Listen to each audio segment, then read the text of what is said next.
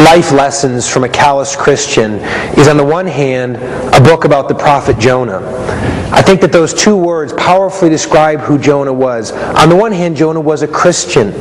He was a man who was trusting for his salvation in the coming Christ. He feared and loved the Lord, much like Christians today do. But Jonah was also extremely calloused toward the lost. He cared more for himself than for those around him who were perishing. The amazing thing is that God still worked through him. Jonah participated in perhaps the greatest spiritual revival in history. But because of his apathy toward unbelievers, he wasn't able to experience the joy of God working through him. And so on the one hand, this book is about Jonah and the way that he struggled to see beyond himself as a calloused Christian.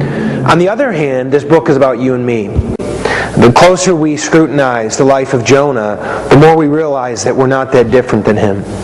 If you're anything like me, then you walk through life living out fairly self-centered priorities to the neglect of those who are without God and without hope in the world.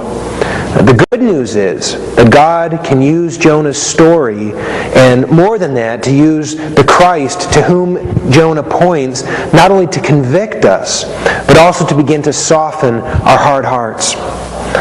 My hope is that this little book will be used, whether in individual or group studies, to teach us the powerful life lessons from this calloused Christian Jonah.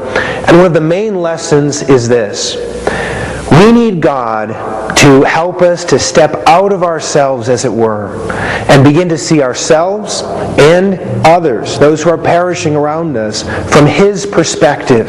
And when He does this, you and I will be amazed at what it's like to work with God in His glorious mission to save sinners.